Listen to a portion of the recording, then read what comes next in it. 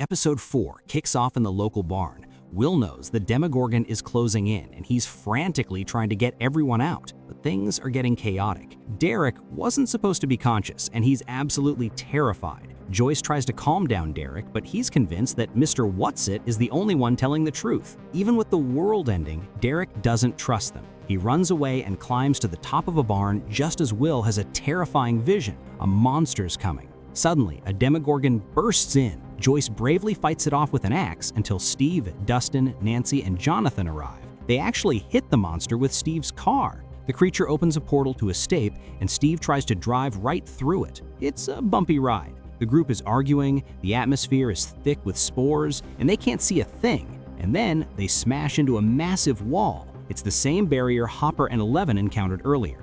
Back in the real world, things go from bad to worse. Dr. K's military forces are kidnapping kids, thinking Eleven is the one snatching them.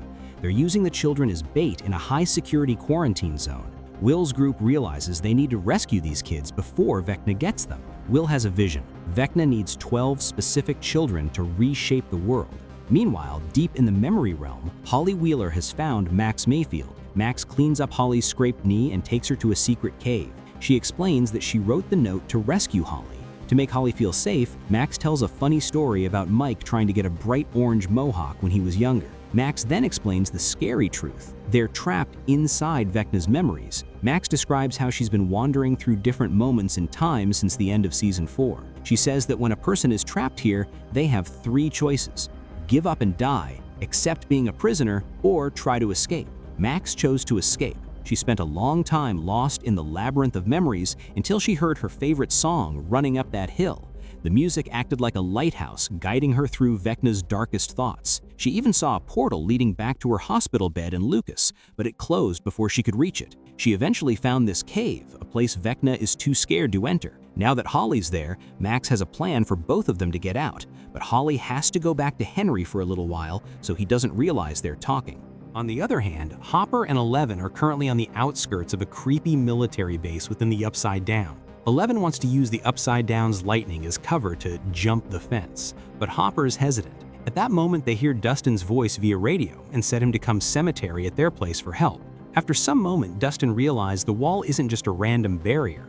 He uses his math skills to figure out it's a giant circle surrounding all of Hawkins. And what's at the dead center of that circle? The Hawkins lab, the place where all this madness started.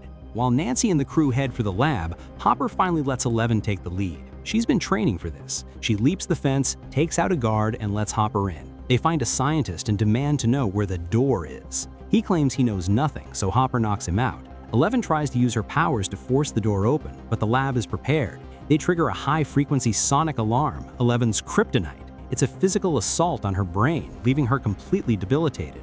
As Hopper drags a weakened Eleven to safety, the villainous Dr. K and a squad of soldiers surround them. Hopper fights like a man possessed, but he's eventually pinned down by a massive tentacle arm from an upside-down monster. Dr. K starts mocking Eleven, calling her Jane and telling her she's too weak to save anyone. But Dr. K made one huge mistake. She underestimated Hopper. He breaks free from the monster's grip and corners the doctor. She sneers that the cavalry is coming, but Hopper knocks her cold anyway.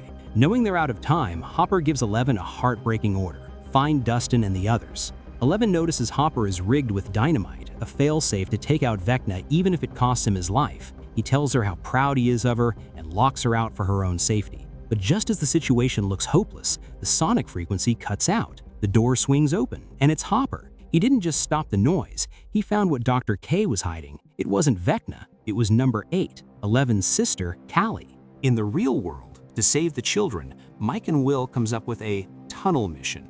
Derek sends Mike undercover into the military base to find the kids.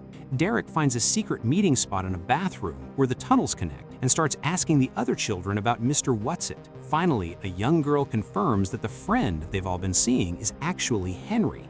The team begins digging secret tunnels to reach the building where the military is holding the children. While they work, Will and Robin have a deep conversation.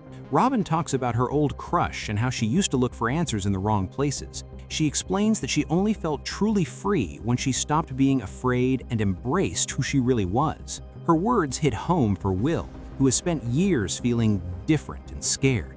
As Lucas and Mike dig, they accidentally hit a pipe and have to change direction.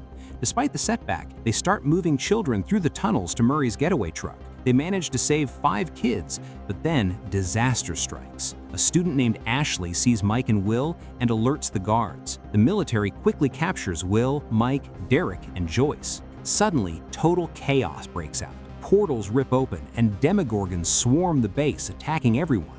Then, Vecna himself steps through a portal. He's more powerful than ever. The soldier's bullets don't even slow him down. He easily tosses the guards aside. Murray's van is attacked. Lucas is cornered in the tunnels.